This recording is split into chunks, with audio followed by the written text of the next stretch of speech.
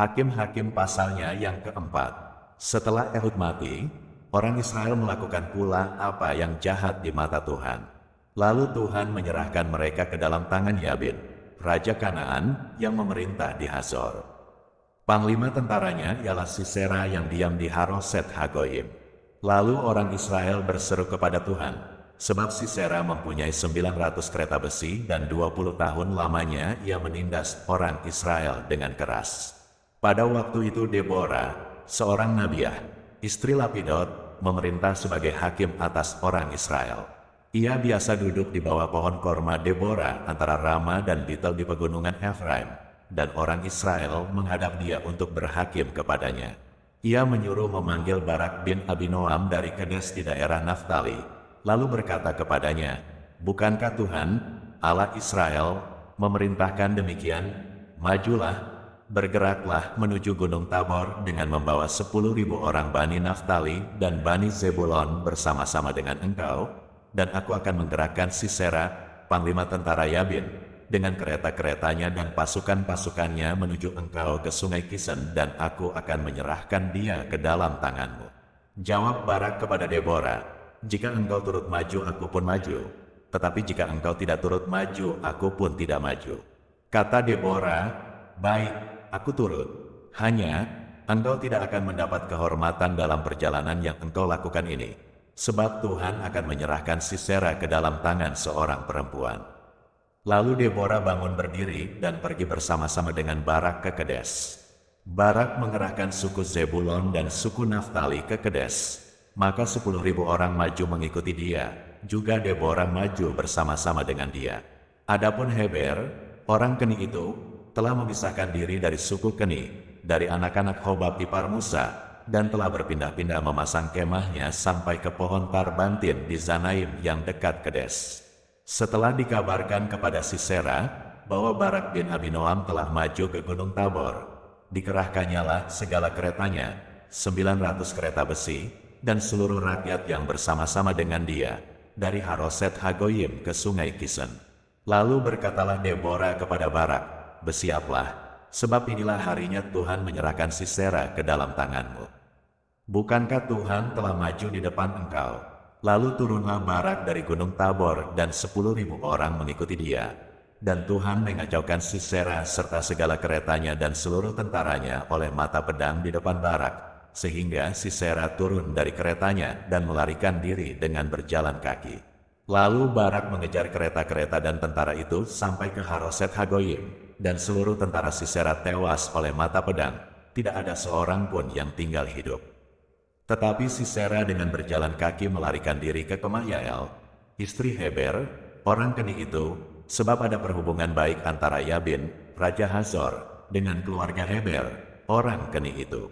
Yael itu pun keluar mendapatkan Sisera, dan berkata kepadanya, "Singgahlah, tuanku, silakan masuk. Jangan takut." Lalu singgahlah ia ke dalam kemah perempuan itu, dan perempuan itu menutupi dia dengan selimut. Kemudian berkatalah ia kepada perempuan itu, "Berilah kiranya aku minum air sedikit, aku haus." Lalu perempuan itu membuka kirbat susu, diberinyalah dia minum dan diselimutinya pula. Lagi katanya kepada perempuan itu, "Berdirilah di depan pintu kemah, dan apabila ada orang datang dan bertanya kepadamu, 'Ada orang di sini?' maka jawablah, 'Tidak ada.'" Tetapi Yael, istri Heber, mengambil patok kemah, diambilnya pula palu, mendekatinya diam-diam, lalu dilantaknyalah patok itu masuk ke dalam pelipisnya sampai tembus ke tanah, sebab ia telah tidur nyenyak karena lelahnya, maka matilah orang itu. Pada waktu itu muncullah Barak yang mengejar Sisera.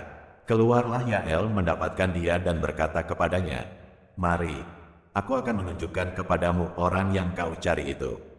Lalu masuklah Barak ke dalam dan tampaklah Sisera mati tergeletak dengan patok dalam pelipisnya. Demikianlah Allah pada hari itu menundukkan Yabin, raja Kanaan, di depan orang Israel. Dan kekuasaan orang Israel kian keras menekan Yabin, raja Kanaan, sampai mereka melenyapkan Yabin, raja Kanaan itu. Hakim-Hakim pasalnya yang kelima. Pada hari itu bernyanyilah Deborah dan Barak bin Abinoam. Demikian, karena pahlawan-pahlawan di Israel siap berperang. karena bangsa itu menawarkan dirinya dengan sukarela. Pujilah Tuhan. Dengarlah, ya raja-raja, pasanglah telingamu, ya pemuka-pemuka. Kalau aku mau bernyanyi bagi Tuhan, bermazmur bagi Tuhan, Allah Israel. Tuhan, ketika engkau bergerak dari Seir, ketika engkau melangkah maju dari daerah Edom, bergoncanglah bumi, tirislah juga langit, juga awan tiris airnya, gunung-gunung yang di Sinai bergoyang di hadapan Tuhan, Allah Israel. Dalam zaman Samgar bin Anat, dalam zaman Yael, kafilah tidak ada lagi dan orang-orang yang dalam perjalanan terpaksa menempuh jalan yang berbelit-belit. Penduduk pedusunan diam-diam saja di Israel, ya mereka diam-diam, sampai engkau bangkit, Deborah, bangkit sebagai ibu di Israel. Ketika orang memilih Allah baru, maka terjadilah perang di pintu gerbang. Sesungguhnya, perisai ataupun tombak tidak terlihat di antara 40.000 orang di Israel. Hatiku tertuju kepada para panglima Israel, kepada mereka yang menawarkan dirinya dengan sukarela di antara bangsa itu. Pujilah Tuhan, kamu yang menunggang keledai betina putih, kamu yang duduk di atas permadani, kamu yang berjalan di jalan, ceritakanlah hal itu. Di tempat-tempat penimbangan air, menurut suara orang-orang yang berdendang, di sanalah orang menyanyikan perbuatan Tuhan yang adil, perbuatannya yang adil terhadap orang-orangnya di pedusunan di Israel. Pada waktu itu turunlah umat Tuhan ke pintu gerbang. Bangunlah, bangunlah, Deborah, bangunlah, bangunlah, nyanyikanlah suatu nyanyian. Bangkitlah, Barak, dan giringlah tawananmu, hai anak Abinoam. Lalu turunlah para bangsawan yang terluput, umat Tuhan turun baginya sebagai pahlawan. Dari suku Efraim mereka datang ke lembah, mengikuti engkau, ya suku Benyamin, dengan laskarmu. Dari suku Mahir turunlah para panglima dan dari suku Zebulon orang-orang pembawa tongkat pengerah. Juga para pemimpin suku Isakhar menyertai Deborah, dan seperti Isakhar, demikianlah Naftali menyertai Barak. Mereka menyusul dia dan menyerbu masuk lembah. Tetapi pihak pasukan-pasukan suku Ruben ada banyak pertimbangan. Mengapa engkau tinggal duduk di antara kandang-kandang sambil mendengarkan seruling pemanggil kawanan? Di pihak pasukan-pasukan suku Ruben ada banyak pertimbangan.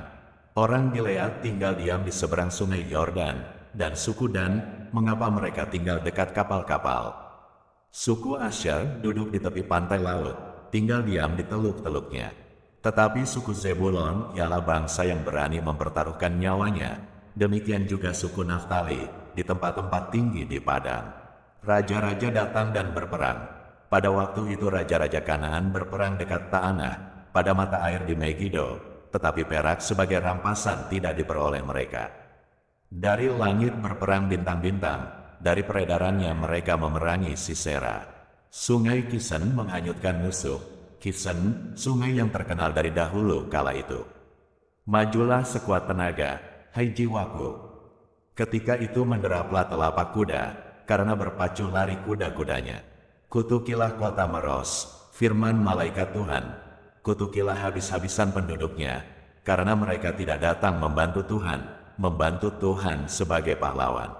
Diberkatilah Yael, istri Heber, orang kening itu, melebihi perempuan-perempuan lain.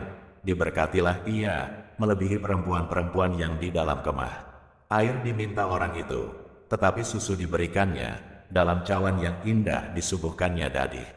Tangannya diulurkannya mengambil patok, tangan kanannya mengambil tukul tukang, ditukulnya Sisera, dihancurkannya kepalanya, diremukkan dan ditembusnya pelipisnya.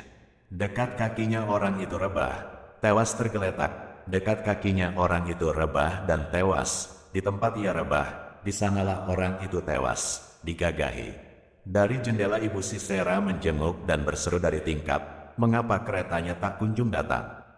Mengapa kereta-keretanya belum kedengaran? Yang paling bijak di antara dayang-dayangnya menjawabnya, dan ia sendiri juga membalas perkataannya itu, bukankah mereka mendapat jarahan dan membagi-baginya? Gadis seorang dua untuk setiap orang, jarahan kain berwarna sehelai dua untuk Sisera, jarahan kain sulaman aneka warna sehelai dua untuk leherku. Demikianlah akan binasa segala musuhmu, ya Tuhan. tetapi orang yang mengasihinya bagaikan matahari terbit dalam kemegahannya. Lalu amanlah negeri itu 40 tahun lamanya. Hakim-Hakim pasalnya yang ke-6. Tetapi orang Israel melakukan apa yang jahat di mata Tuhan. Sebab itu Tuhan menyerahkan mereka ke dalam tangan orang Midian 7 tahun lamanya. Dan selama itu orang Midian berkuasa atas orang Israel. Karena takutnya kepada orang Midian itu, maka orang Israel membuat tempat-tempat perlindungan di pegunungan, yakni gua-gua dan kubu-kubu. Setiap kali orang Israel selesai menabur, datanglah orang Midian, orang Amalek dan orang-orang dari sebelah timur, lalu maju mendatangi mereka. Berkemahlah orang-orang itu di daerah mereka, dan memusnahkan hasil tanah itu sampai ke dekat Gaza, dan tidak meninggalkan bahan makanan apapun di Israel, juga domba, atau lembu atau keledai pun tidak. Sebab orang-orang itu datang maju dengan ternaknya dan kemahnya, dan datangnya itu berbanyak-banyak seperti belalang. Orang-orangnya dan unta-untanya tidak terhitung banyaknya, sekaliannya datang ke negeri itu untuk memusnahkannya, sehingga orang Israel menjadi sangat melarat oleh perbuatan orang Midian itu. Lalu berserulah orang Israel kepada Tuhan. Ketika orang Israel berseru kepada Tuhan karena orang Midian itu, maka Tuhan mengutus seorang nabi kepada orang Israel yang berkata kepada mereka, "Beginilah firman Tuhan, Allah Israel, Akulah yang menuntun kamu keluar dari Mesir dan yang membawa kamu keluar dari rumah perbudakan. Aku melepaskan kamu dari tangan orang Mesir dan dari tangan semua orang yang menindas kamu. Bahkan aku menghalau mereka dari depanmu dan negeri mereka kuberikan kepadamu. Dan aku telah berfirman kepadamu, Akulah Tuhan, Allahmu, maka janganlah kamu menyembah Allah orang Amori, yang negerinya kamu diami ini. Tetapi kamu tidak mendengarkan firmanku itu. Kemudian datanglah malaikat Tuhan dan duduk di bawah pohon tarbantin di Ofra, kepunyaan Yoas, orang Abiezer itu, sedang Gideon, anaknya, mengirik gandum dalam tempat pemerasan anggur agar tersembunyi bagi orang Midian. Malaikat Tuhan menampakkan diri kepadanya dan berfirman kepadanya, "Demikian, Tuhan menyertai engkau, ya pahlawan yang gagah berani." Jawab Gideon kepadanya, "Ah, Tuanku, jika Tuhan menyertai kami, mengapa semuanya ini menimpa kami? Di manakah segala perbuatan-perbuatan yang ajaib yang diceritakan oleh nenek moyang kami kepada kami, ketika mereka berkata, bukankah Tuhan telah menuntun kita keluar dari Mesir? Tetapi sekarang Tuhan membuang kami dan menyerahkan kami ke dalam cengkeraman orang Midian." Lalu berpalinglah Tuhan kepadanya dan berfirman, "Pergilah dengan kekuatanmu ini dan selamatkanlah orang Israel dari cengkeraman orang Midian. Bukankah aku mengutus engkau?" Tetapi jawabnya kepadanya, "Ah Tuhanku, dengan apakah akan kuselamatkan orang Israel? Ketahuilah, kaumku adalah yang paling kecil di antara suku Manasye, dan aku pun seorang yang paling muda di antara kaum keluargaku." Berfirmanlah Tuhan kepadanya, "Tetapi akulah yang menyertai engkau, sebab itu engkau akan memukul kalah orang Midian itu sampai habis." Maka jawabnya kepadanya, "Jika sekiranya aku mendapat kasih karunia di matamu, maka berikanlah kepadaku tanda, bahwa engkau sendirilah yang berfirman kepadaku. Janganlah kiranya pergi dari sini, sampai aku datang kepadamu membawa persembahanku dan meletakkannya di hadapanmu." Firman-Nya, "Aku akan tinggal sampai engkau kembali." Masuklah Gideon ke dalam, lalu mengolah seekor anak kambing dan roti yang tidak beragi dari seefah tepung, ditaruhnya daging itu ke dalam bakul dan kuahnya ke dalam periuk, dibawanya itu kepadanya ke bawah pohon tarbantin, lalu disuguhkannya. Berfirmanlah malaikat Allah kepadanya, "Ambillah daging dan roti yang tidak beragi itu, letakkanlah ke atas batu ini, dan curahkan kuahnya." Maka diperbuatnya demikian. Dan malaikat Tuhan mengulurkan tongkat yang ada di tangannya, dengan ujungnya disinggungnya daging dan roti itu, maka timbullah api dari batu itu dan memakan habis daging dan roti itu. Kemudian hilanglah malaikat Tuhan dari pandangannya. Maka tahulah Gideon bahwa itulah malaikat Tuhan. Lalu katanya, "Celakalah aku, Tuhanku Allah, sebab memang telah kulihat malaikat Tuhan dengan berhadapan muka." Tetapi berfirmanlah Tuhan kepadanya, "Selamatlah engkau, jangan takut, engkau tidak akan mati. Lalu Gideon mendirikan mezbah di sana bagi Tuhan dan menamainya, Tuhan itu keselamatan. Mezbah itu masih ada sampai sekarang di Ofra, kota orang Abiezer.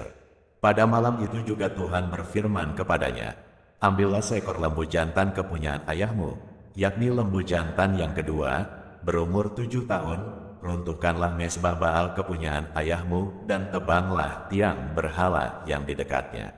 Kemudian dirikanlah mezbah bagi Tuhan, Allahmu, di atas kubu pertahanan ini dengan disusun baik. Lalu ambillah lembu jantan yang kedua dan persembahkanlah korban bakaran dengan kayu tiang berhala yang akan kau tebang itu. Kemudian Gideon membawa 10 orang hambanya dan diperbuatnyalah seperti yang difirmankan Tuhan kepadanya. Tetapi karena ia takut kepada kaum keluarganya dan kepada orang-orang kota itu untuk melakukan hal itu pada waktu siang, maka dilakukannya pada waktu malam. Ketika orang-orang kota itu bangun pagi-pagi, tampaklah telah dirobohkan mezbah Baal itu, telah ditebang tiang berhala yang di dekatnya dan telah dikorbankan lembu jantan yang kedua di atas mezbah yang didirikan itu. Berkatalah mereka seorang kepada yang lain, siapakah yang melakukan hal itu? Setelah diperiksa dan ditanya-tanya, maka kata orang, Gideon bin Yoas, dialah yang melakukan hal itu. Sesudah itu berkatalah orang-orang kota itu kepada Yoas, bawalah anakmu itu keluar, dia harus mati, karena ia telah merobohkan mezbah Baal dan karena ia telah menebang tiang berhala yang di dekatnya. Tetapi jawab Yoas kepada semua orang yang mengerumuninya itu, kamu mau berjuang membela Baal? Atau kamu mau menolong dia? Siapa yang berjuang membela Baal akan dihukum mati sebelum pagi. Jika Baal itu Allah, biarlah ia berjuang membela dirinya sendiri, setelah mezbahnya dirobohkan orang. Dan pada hari itu diberikan oranglah nama Yerubbaal kepada Gideon. Karena kata orang, biarlah Baal berjuang dengan dia, setelah dirobohkannya mezbahnya itu. Seluruh orang Midian dan orang Amalek dan orang-orang dari sebelah timur telah berkumpul bersama-sama. Mereka telah menyeberang dan berkemah di lembah Yisril. Pada waktu itu roh Tuhan menguasai Gideon, ditiupnyalah sangkakala dan orang-orang Abiezer dikerahkan untuk mengikuti dia. Juga dikirimnya pesan kepada seluruh suku Manasye dan orang-orang ini pun dikerahkan untuk mengikuti dia. Dikirimnya pula pesan kepada suku Asher, Zebulon dan Naftali, dan orang-orang ini pun maju untuk menggabungkan diri dengan mereka. Kemudian berkatalah Gideon kepada Allah, jika engkau mau menyelamatkan orang Israel dengan perantaraanku, seperti yang kau firmankan itu, maka aku membentangkan guntingan bulu domba di tempat pengirikan, apabila hanya di atas guntingan bulu itu ada embun, tetapi seluruh tanah di situ tinggal kering. Maka tahulah aku, bahwa engkau mau menyelamatkan orang Israel dengan perantaraanku, seperti yang kau firmankan. Dan demikianlah terjadi, sebab keesokan harinya pagi-pagi ia bangun, dipulasnya guntingan bulu itu dan diperasnya air embun dari guntingan bulu itu, secawan penuh air. Lalu berkatalah Gideon kepada Allah, janganlah kiranya murkamu bangkit terhadap aku, apabila aku berkata lagi, sekali ini saja, biarkanlah aku satu kali lagi saja mengambil percobaan dengan guntingan bulu itu, sekiranya yang kering hanya guntingan bulu itu, dan di atas seluruh tanah itu ada embun. Dan demikianlah diperbuat Allah pada malam itu, sebab hanya guntingan bulu itu yang kering, dan di atas seluruh tanah itu ada embun.